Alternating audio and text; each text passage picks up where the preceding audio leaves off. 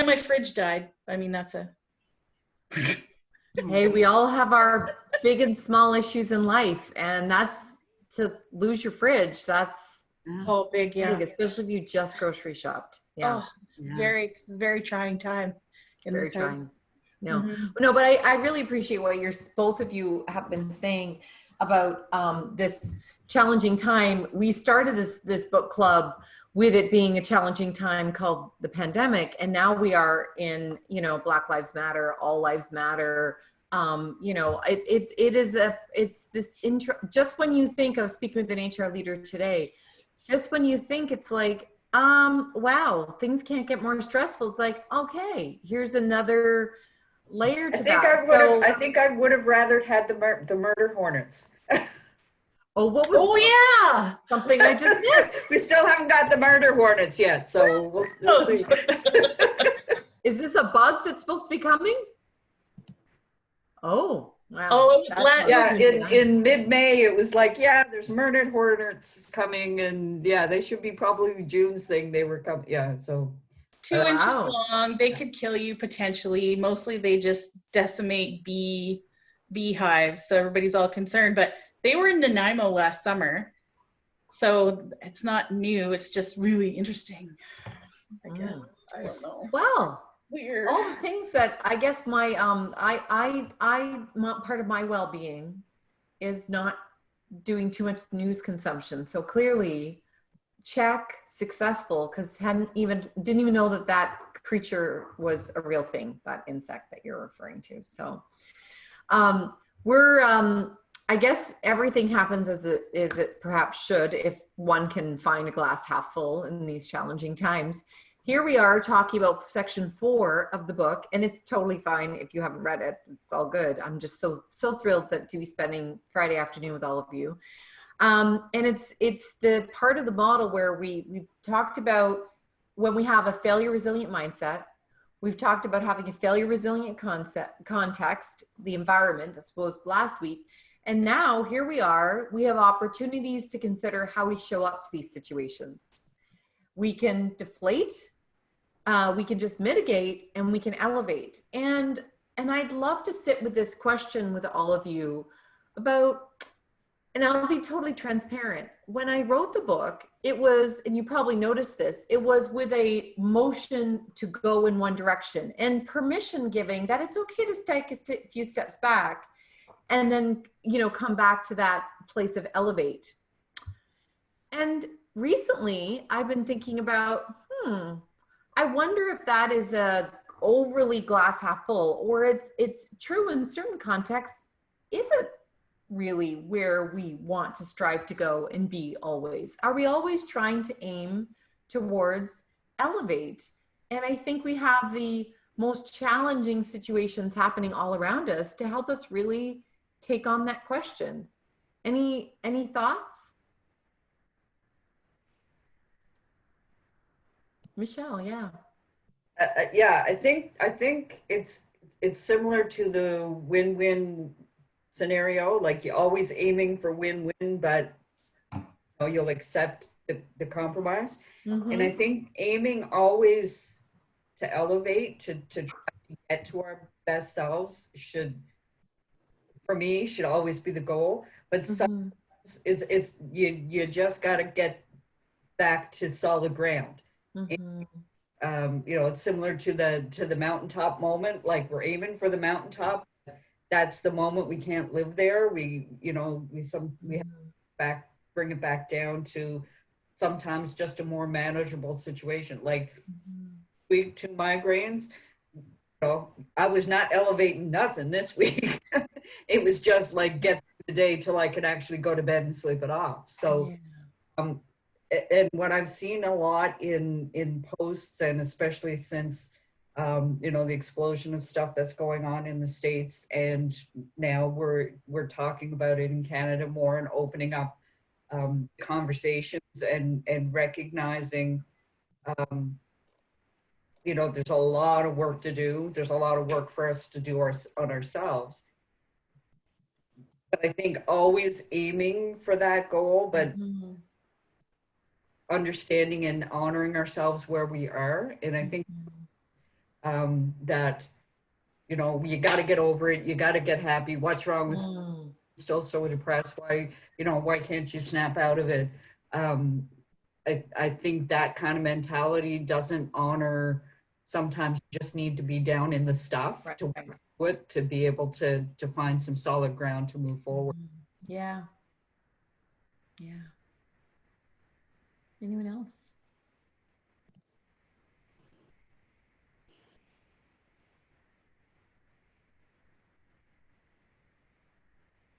Are we always trying to elevate? You know, I always have something to say. Girl, you say it. You speak your truth.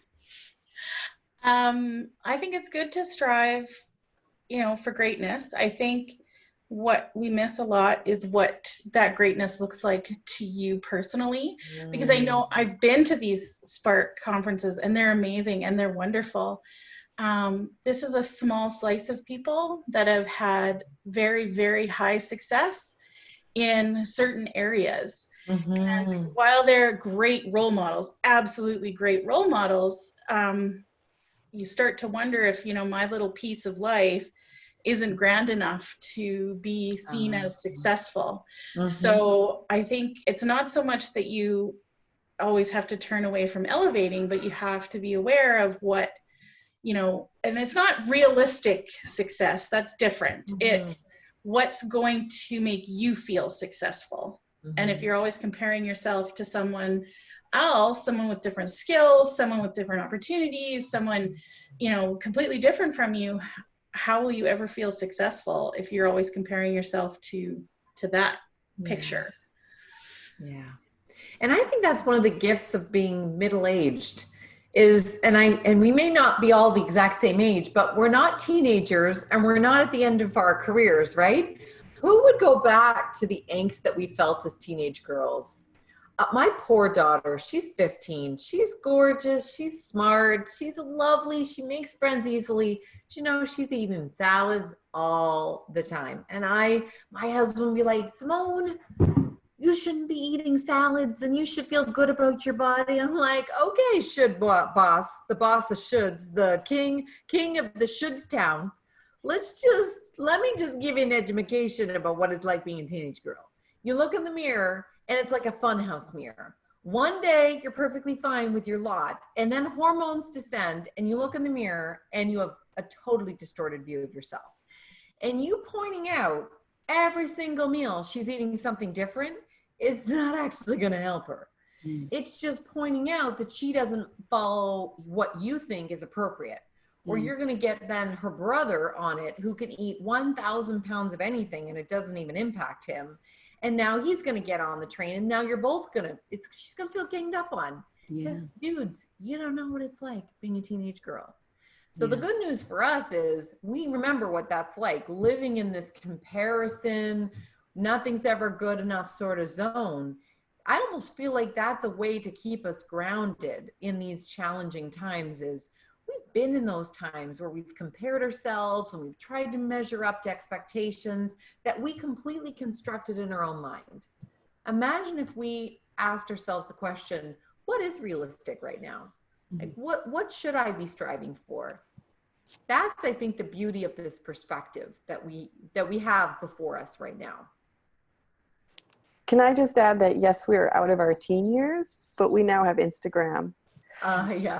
And that comes with filters and curated content. And yeah, I think that can kind of be like that.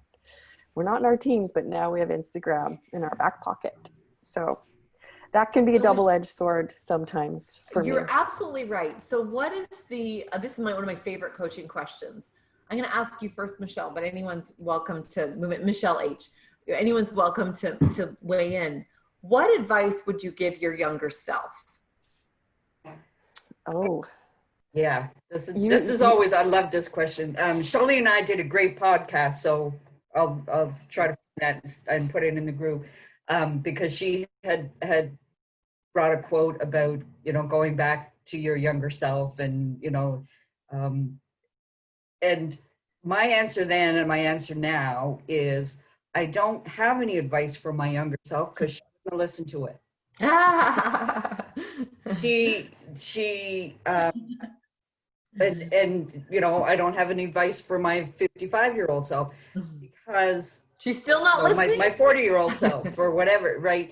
Like, and that's the challenge of the growth, is that you have to get through the shit to be able to get through the shit. And with somebody looking back, you know, because people, oh, you know, your first heartbreak, oh, don't worry about it, you'll find somebody, like, and I, you know, I for years never thought I was ever going to find anybody that was going to love me. You know, Ray and I have been together 38 years now. So, you know, but if I had told my 16-year-old self that you're going to move to Moncton and you're going to find the love of your life and you're going to be with him for, you know, 38 years and you're going to have, like, none of that. That was, you know, it would have been a dream, but I wouldn't have believed any of that. And I think the challenge of is just, if we can be with people, so be with your daughter and say, I know this doesn't mean anything to you right now, but I understand what you're going through. And I think that would have been, if people had said things like that to me when I was feeling alone and scared and unlovable and geeky, and, you know, like, I was into, you know, science fiction stuff and geeky stuff, you know, before it all became okay to do that. But everybody has that stage. And I think, especially now, like I said, with social media and everything else just bombarding us with all of the stuff coming at us all the time. If somebody had just sat down and said, like I said to my son when he was 10, and, you know, all this stuff, was like, good news is you're not going to feel like this forever. Bad news is you're going to feel like this again. Good news is you'll get through it, and you've got people here on your side. That would be my advice, is just don't give the advice. The advice is no advice, you know. The advice is no advice. What about others? I would say to use your voice. My father always told me as a kid that little girls should be seen and not heard. He said that all the time, and maybe it was in jest, but it was damaging. And now I am finally learning to use my voice. I've been using it recently at work with really awful situations, and I find myself sitting and talking to people and shaking in my voice, but sitting in my truth. And it's having consequences. However, I'm 40 years old now and finally learning to be seen and heard. So I think that's toxic messaging to give to children.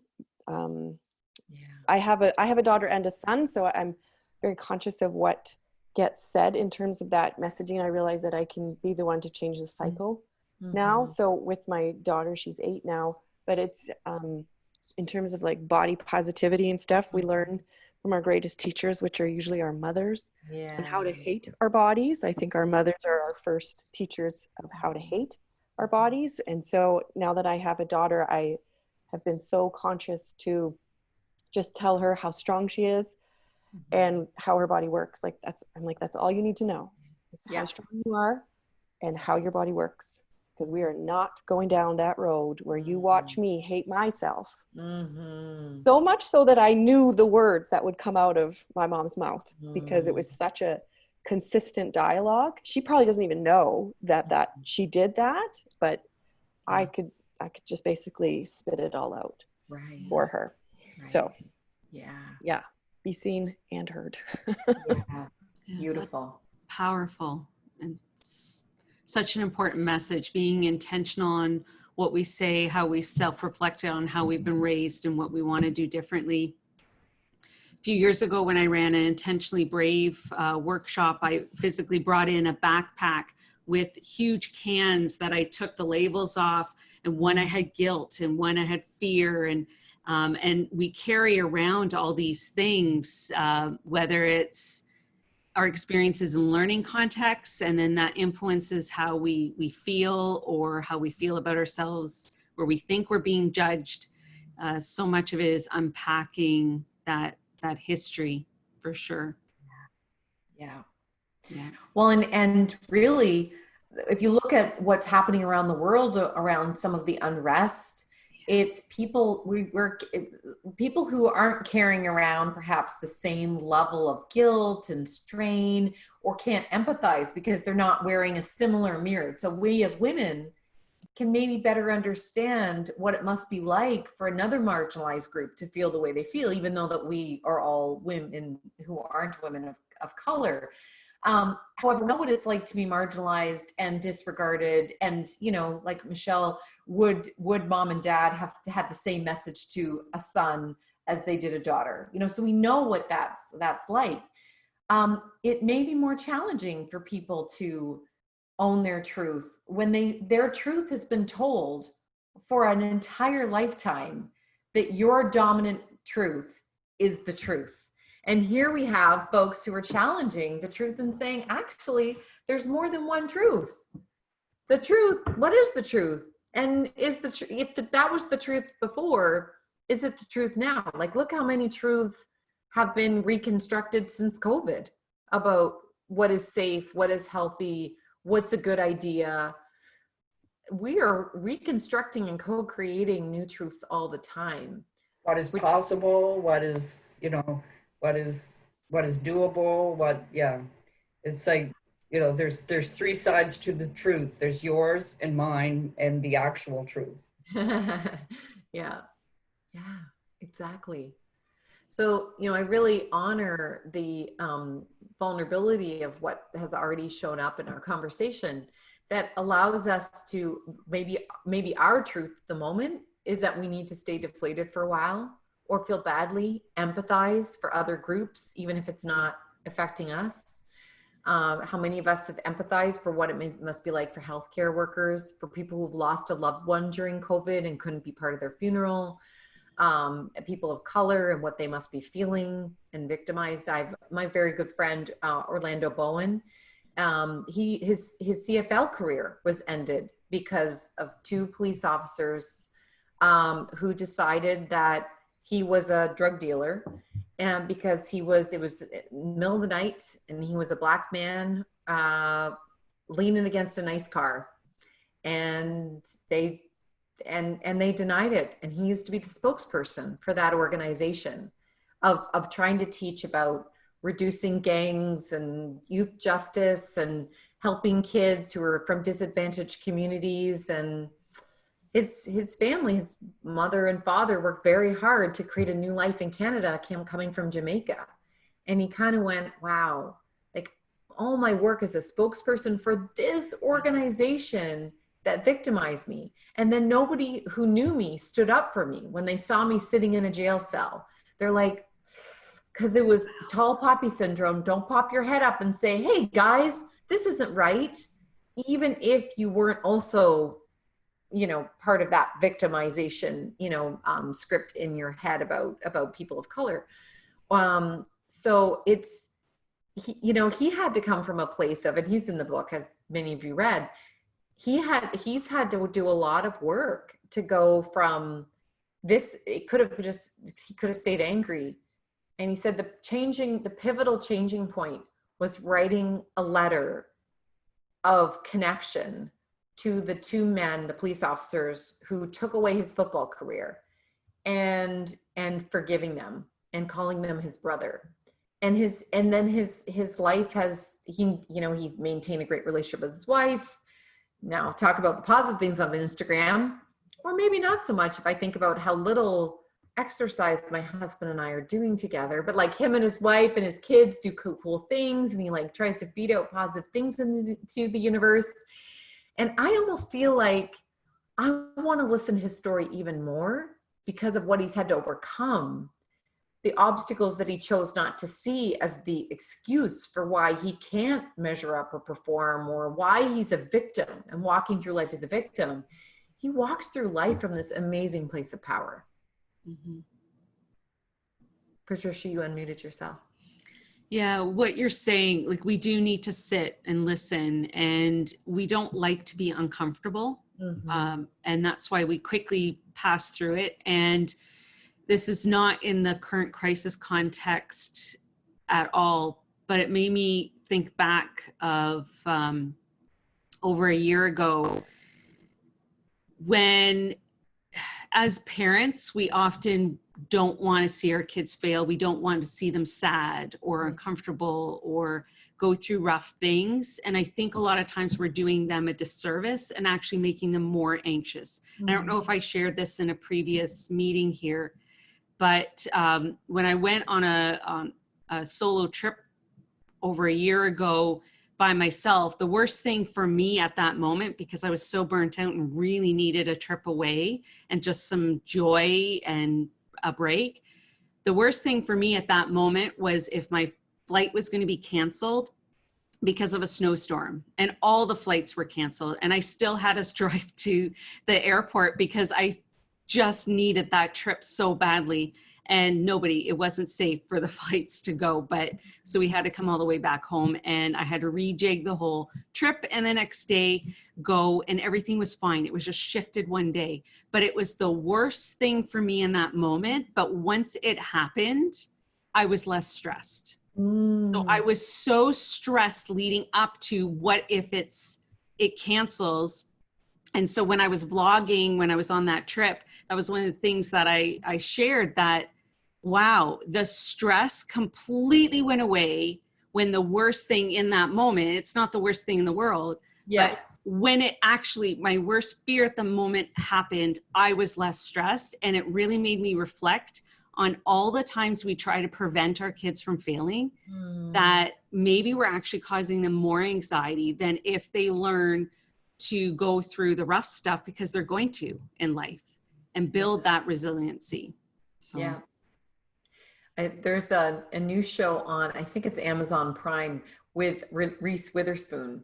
And it's fascinating because they filmed it. And anyone else watching the show? And something about fires, small little fires or something like that. We just started watching it. I thought it was good content. My husband liked Reese Witherspoon. It was a win-win. Anyway, so it was obviously filmed before all of the anti-Black racism riots and so forth happening. And it's actually a microcosm of race and issues like that. So I'm kind of fascinated looking at it through that lens. However, there was this interesting scene at the dinner table when I was watching it last night, where she says, as the privileged white woman that she is, I have not worked so hard for my kids to not fail and have hardships that I'm going to see them fail. And meanwhile, this whole book, first season at least, is built around trying to figure out how did their house burn down. That's the opening scene. Don't worry, I'm not giving anything away if you want to watch it. Which in the very first scene, they're assuming it's their problem daughter. And you're starting to see the pieces leak out in the storyline about how she's trying to hold on so tight to this perfect little family, perfect little life. Make sure we elevate. Everybody looks like we're elevated. We keep going up. Everything's good. I'm going to tell myself things are great. Yeah, even though I had to give up my wonderful career, she's still talking about interviewing Janet Reno because that was the highlight of her career, even though it was before all of her kids were born and all of this. And it reminded me, when you're talking about that, Patricia, of that scene, and I think why it landed so heavily for me. It's like, yeah, I don't want my kids to not fail. My kid's mental health fell apart. And he says to me, and anyone who listened, being bullied and feeling like the worst human being in the world was the best thing that could have ever happened to me as a kid. And he really means it, because he's forever changed. Yeah. Never would want it, but you know. Yeah, the strength that comes out of it. And I love because I failed a little bit in reading everything, but that's going to come. But from what I have read, when you're talking about perfectionism and letting go and all of those aspects that build in the resiliency.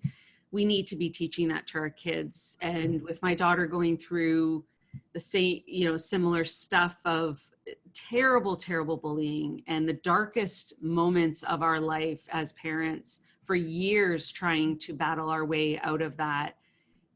We don't have regret in a lot of ways either, because she's an amazing person. And honestly too, I've told other people as well, I'd rather that actually she went through this dark mental health when she was younger in grade 7 and 8, because it, continued, because I could insist more on the services and the helps and the supports than if this happened in the 20s.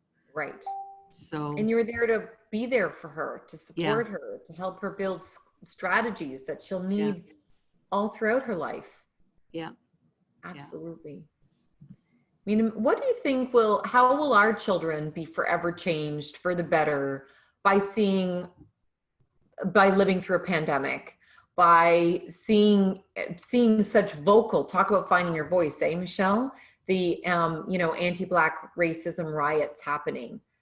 What imprint is this making on our children? Some people might say, well, they're not going to trust the world. They're going to think it's unsafe. They're going to think it's unjust. They're not going to, they're going to be worried what's safe.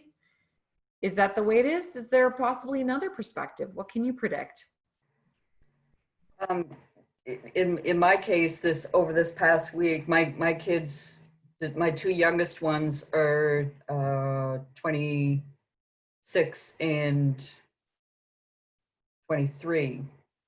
Are they your children? You weren't sure. I'm just joking. I'm just teasing you. I had to count back because they're all 3 years apart. So 26 and 29 and 26.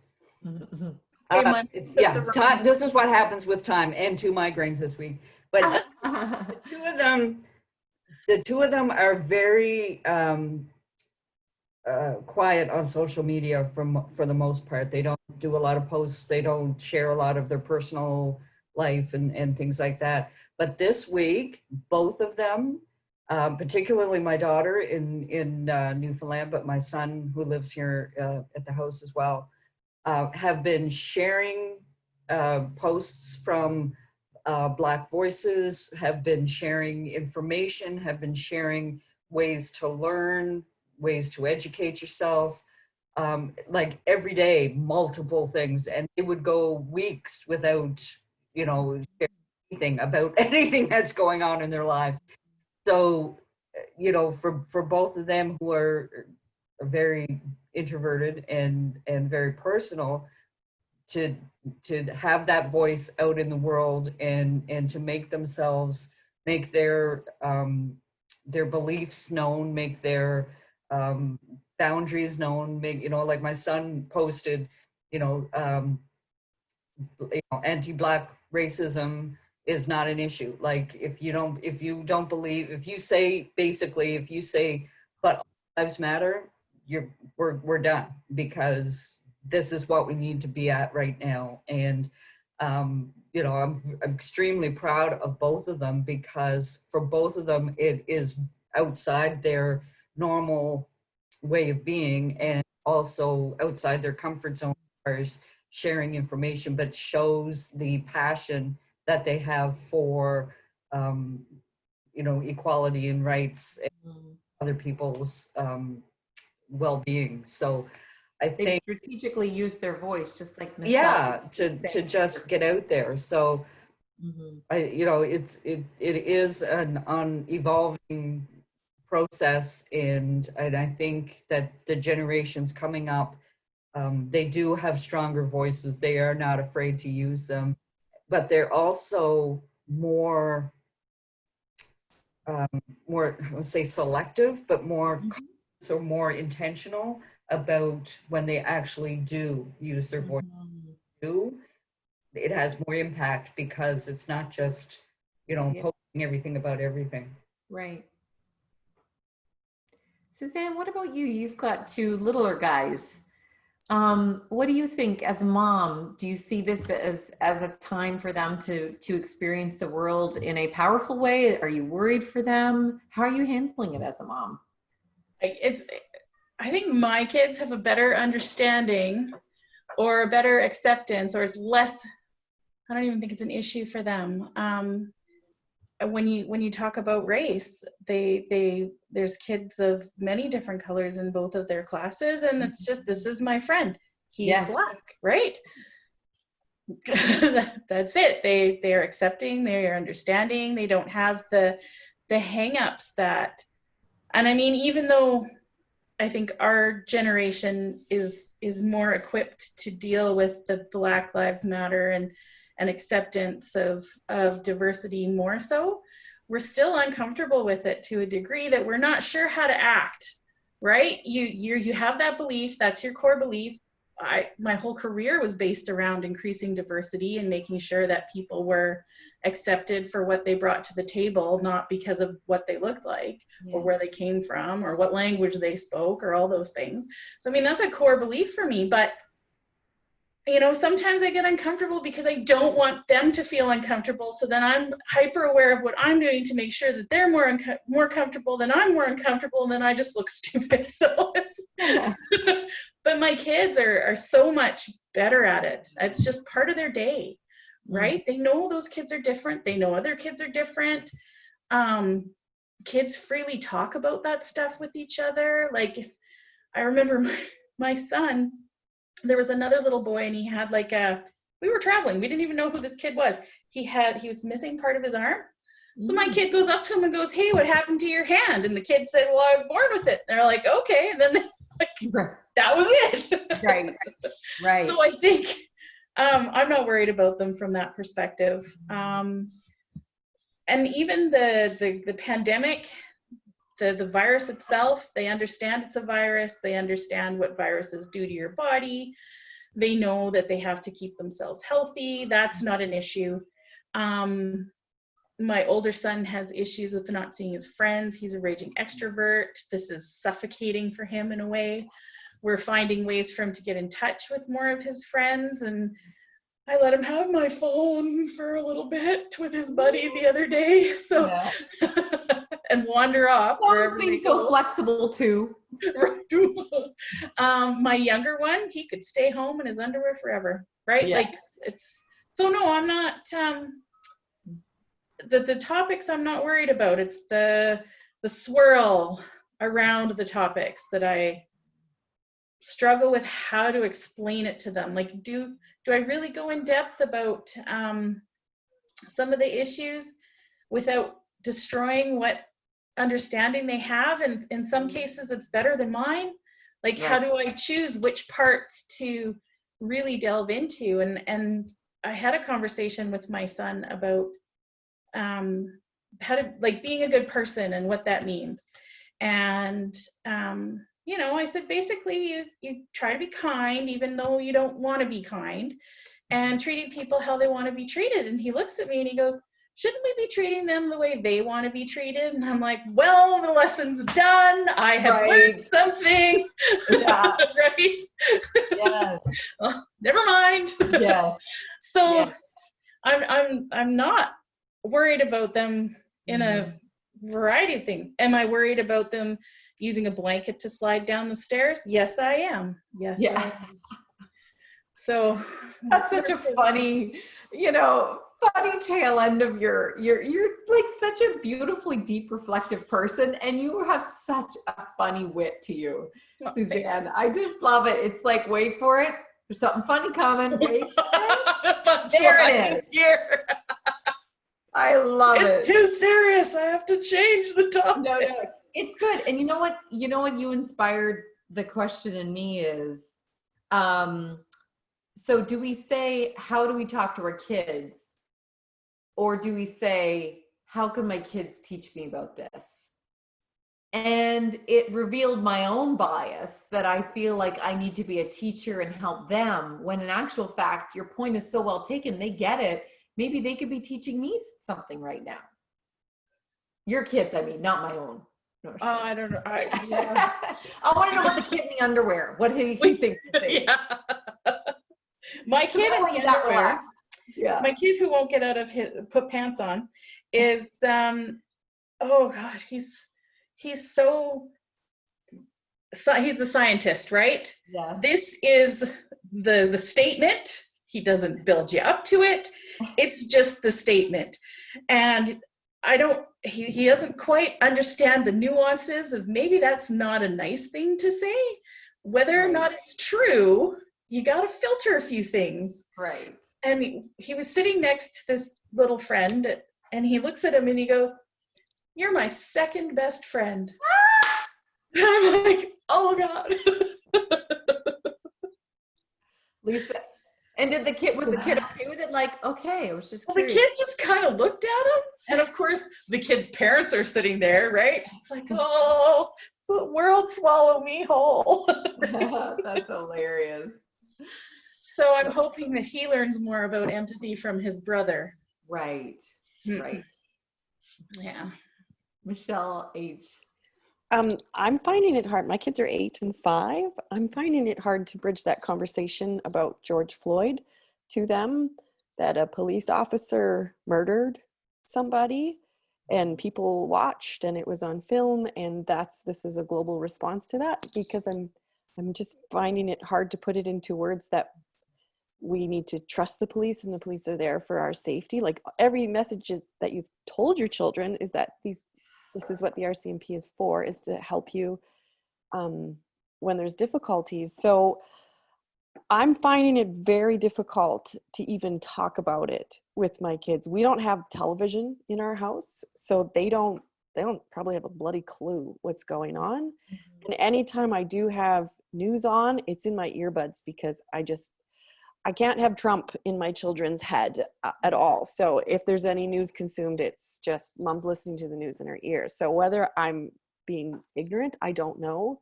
but I just don't want to tarnish my kids' image that a police officer could knowingly murder someone. I'm really grappling with that. I think that's a difficult concept to explain to a child but then the response to that is bigger. It's bigger than George Floyd. It's not just George Floyd. It's 400 years of oppression. And then how do you explain that to a 5-year-old? Right. Right? Yeah. Oh. I didn't tell my kids about that either. Mm-hmm. I didn't even go there. I went for the bigger picture stuff because that's too rough. Right. And one of the things that our sort of our parallel piece in our household is Indigenous, injustice. And so we have a residential school. One of the first ones opened and one of the last ones closed in Brantford, which is now the location of a museum. We actually planned as a family to go to the powwow and to be part of some of the cultural events. I have there's 2 reservations. The larger one is a good client of mine. The whole health services division, I've worked with them. They're incredible people. They deal with such incredible challenges from having had so many years of oppression, generations and generations of attachment theory, we know what happens when people don't have strong attachments. And so trying to rebuild that.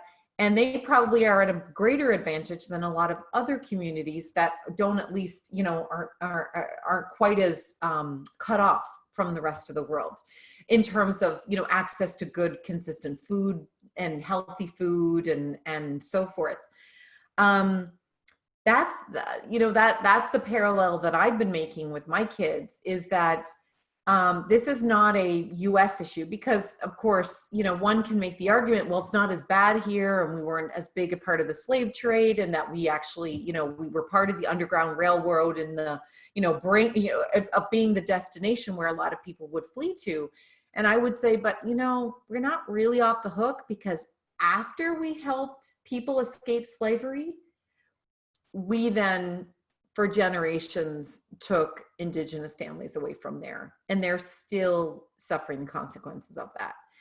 So I guess that's kind of the bigger issue that we talk about in our household, granted different age group of kids. But probably my biggest area has been every single little tiny possible example of the way in which the kids say something. If it's not okay, I'll point it out now. Things that I used to let slide, like an accent, because they think they're being funny in front of their friend. I'll now say right in front of their friend, dudes, whether the friend is saying it or my kid's saying it, that's not cool. That's pretty racist. Let's not talk about that. I'll call my husband out in front of them too, because nothing's more fun than your wife scolding you at the table in front of your, children. But these are the little tiny micro moments where we can be accountable and be part of the change. It doesn't make it very fun being the PC police, for lack of a better way to describe it. Like really, it's the respect police. That's what it comes down to, is that if we can in our dinner conversations and in how we handle things be respectful of people who aren't present, then we're part of the problem. Suzanne? I have a rep in my family, in my married into family. Yeah. Where it's called What Would Susie Do? And if they don't think that Susie would approve, it's probably not cool. Right. I mean, they don't always filter that way, but I've heard that line more than one time. Yeah. So, and even my brother-in-law was like, he did something, I'm not getting into the story because it was awful, but yeah. He's like, oh, I don't think Susie's going to be very happy about this. It's like, well, then why did you do it? Put that in front of the action. Right? Man, there was a CBC movie that I watched when I was 12, and it's called Where the Spirit Lives. Have you heard of this movie? No. It came out in like 1989. It's on YouTube. Okay. The full movie, and it is about a little girl and her brother that were abducted and sent to a residential school. And I watched it. Must have been 12, I guess, 11, 12, sometime when I watched it. And that was very, very impactful. And so I found that I had more of an awareness about the experiences that a lot of kids had in residential schools, more so than some of the other kids that I hung out with, because we watched it and asked questions, and it was quite impactful. And it was awful. Like, they didn't hold back, for sure. Yeah. But that might be something you might want to watch with your kids. But absolutely. And I haven't watched it for many years, but I remember they don't hold anything back. They expose the whole experience, or most of it. It's dramatized, of course, but. Mm-hmm. Well, yeah. I just put the link. I just found it quickly on YouTube. Okay. So I just popped that in the chat. And then also that recommendation, Michelle C, of The Skin We're In, I popped that in there too. Yeah. Go, Patricia. Yeah. You unmuted. Did you want to unmute yourself? Yeah. Just so important, all of these topics. Walking through the Human Rights Museum in Winnipeg is hard, but amazingly powerful. Mm-hmm. If anyone ever gets a chance to go to Winnipeg. Yeah. When we're allowed to travel again. Yes. I was supposed to go to a conference in Washington, and the last time I was in Washington, only time I've been in Washington, went to the Holocaust Museum, life-changing experience, took pictures, showed my kids, talked to them about it. And when it came time to learn about the Holocaust in school, they were actually much better prepared to deal with it. And frankly, they didn't deal with it on a very deep level anyway. At least we're talking about it now, though. And then I was really hoping last time I was in Washington, I couldn't get tickets to the Black History Museum because it was 5 months sold out. It wasn't long after it had opened. And so I had gotten tickets, and I was really excited to go because, as same sort of thing. As I'm sure challenging as it will be as going through the Human Rights Museum, it's important to know these things and see them. Wasn't in the cards this year. However, we're lucky to have places that are within our consciousness, because I don't know about you, but I don't remember as a kid there being museums like this. Maybe exhibits, But I grew up in Niagara on the Lake. We learned about the War of 1812 every single year. You have any question about the War of 1812? I have the answer for you. And even though we learned about it every year, because of course back then they were really loose with the curriculum, like just teach the history thing. Like, oh sure, teach it again, that's fine. But even though we learned about it, we didn't actually, I now know, truly learn about it. Like we didn't learn that Indigenous people fought alongside and many of them lost their life and they were often the ones in the least desirable positions. And we didn't learn about how badly women were treated at that time. And because it just wasn't, we weren't willing to talk about that sort of stuff at that time in the early 80s with our, you know, with our sort of our ideals and still our social privilege. And we had nobody in my school who wasn't my skin color. So we are luckier that we live in more of a what do they call it? A salad.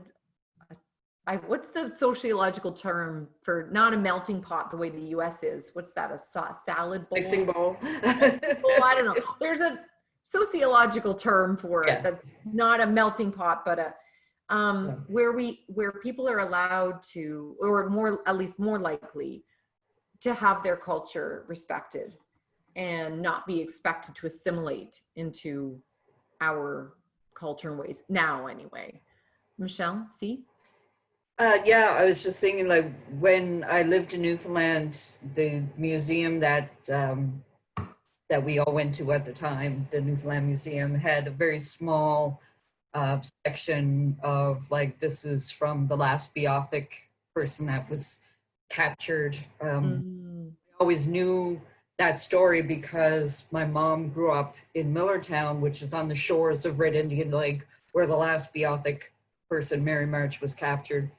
But it was just a very small and just kind of like artifacts of Beothuk things or whatever. And a couple of years ago, when I went back to visit, they now have what they call the Rooms, which is a huge museum, 4 levels in St. John's, and it's just an incredible museum. But the thing that really struck me was the inclusion of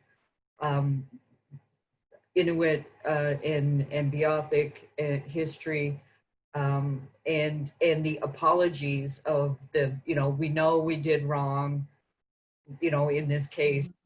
And there's a whole section of people, of like voices, people that have had, that are Indigenous to Newfoundland, that talked about their experiences, and so you could really hear in their own voice, and those stories have always been there, and those people have always been there. Like the Beothuk, I think it was just in the last year or so that was a researcher at the memorial found DNA coding of people in Newfoundland who are, you know, Beothuk ancestors of Beothuk, because of course them, you know, intermarried and whatever. So there is still Beothuk people in Newfoundland, but just the stories have always been there, the people have always been there, but we, as you know, history is written by the victor, and stories have never been allowed to be told. It's like Will Smith said, you know, racism always existed. The only difference now is that it's being filmed. Oh my goodness, all of a sudden we're seeing all these. Well, yes, because now we can see these things, and it's going out into a world where we're, you know, now that it goes from here to London, and it goes, you know, from, it's just automatically all over the world. And now we have that recognition that we are connected energetically and culturally, and just, you know, it's not what happens to you doesn't happen. Like, we are part of that story. And I think it's really a breaking open. I don't think there's any coincidence or any accident that all of this is happening right, you know, it's like what's next, but it's really a breaking open of opportunity to really acknowledge and get to those stories that haven't been told. So I can't remember who said you know, it. it's going to be a good thing once we get through. Yeah. Well, and as we continue to move through, because there's really no destination, right? There's no end point. There's no, oh, phew, we finally, yeah, we're always going to get well. We don't have any more racism. We don't have any sexism. We're never going to have a financial downturn. It's the, to your point around your Everest metaphor, that we're always trying to reach a destination, and then you realize, wow, there's a long way to go. But maybe it's that, that's part of this model of where we're at, is just when this whole process, the more we know, the more consciously incompetent we are about a bias that we didn't know existed, or that we held, or that something we're tolerating. We maybe realize that we have to take a step back, but that's maybe it's permission giving for ourselves, for people we work with, to our politicians, to our children, to be curious enough to become more aware. And so if just as like we started the call, if we're always moving towards elevate, and this is where my thinking around the flip side of failing is, it's maybe not flipping it, it's maybe fluiding it, though doesn't really sound like a good title of a book. Fluiding failure, it sounds really quite disgusting, actually. But it's being willing to look at it, and the more we're willing to look at it, the more we realize that it's the shared human experience, and that's where the thought leadership hasn't changed. Patricia. Yeah, unpacking. Mm-hmm. Yeah, your backpack, exactly. And well, just, yeah, really digging deep. One of the articles that was very powerful when I went back to school a few years back it spurred on this image with the backpack. It came from Unpacking Your White Backpack. And it was a really powerful article. I'll have to find it as to who wrote it, but just really being, because it's uncomfortable to look at privilege. Yes.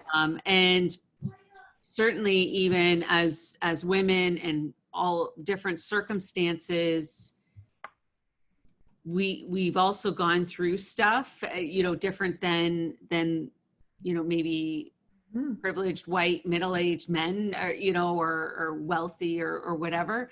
And it's not to exclude or pinpoint anybody, but we all can look at ourselves and not be afraid to get uncomfortable. Yeah. Yeah. Suzanne, were you going to add? Yeah, and I did read your whole book. It's sort of what I found, or what I took away from it, if I were to boil it down to a sentence, would be it's an examination. It's a scientific examination of your own resiliency. And that's kind of, you're failing, then you go back, you examine, you go back. So rather than failing and calling it done, it's just a model of resiliency. Yeah, love it. Thank you for that. It has been such a privilege and an honor to spend 4 weeks in the company of brilliant women who are willing to spend the time to be in community, to develop yourself, to be curious, to examine that, just as you beautifully said, Suzanne, to study and be scientists of our own resiliency through the lens of things that aren't always working, obstacles, challenges, setbacks, whether we had control over it or not. And it truly has been a gift to be able to be part of this shared experience with all of you. So, Michelle. Thank you, Sarah. Thank you. Thank you. And I love how this was a coast to coast experience every meeting. Yeah.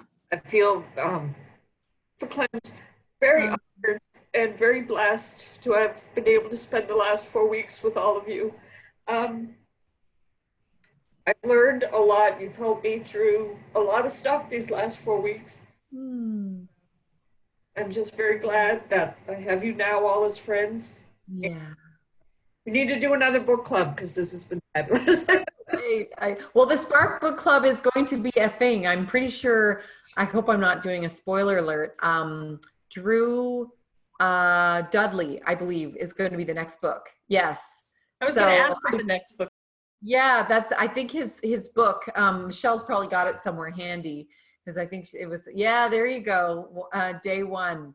I'm pretty sure that's the next book. I don't know when the next book club is going to be, but that's my understanding about. He's agreed because he loves the sparklers, just like I love my sparklers. So yeah, and it's a cool opportunity to be able to. Not everybody can get to Spark, whether you're in the backyard, or you just didn't get your tickets early enough, or affording it every year is just not possible, or you just have a conflict. It's kind of a cool opportunity to spread that. So, definitely when Drew, his book comes out, or somebody else who ends up being part of the next one, please spread the word, spread the tears, spread the love, spread the hugs, virtual hugs, and let's stay exactly. Let's spread the virtual hugs. Yeah, I love it. And just keep making your family's world, your work world, your own world better, because that's how women have been making the world a better place since the beginning of time. So we'll just keep on keeping on and rocking it. Goodbye, my friends. Happy Friday.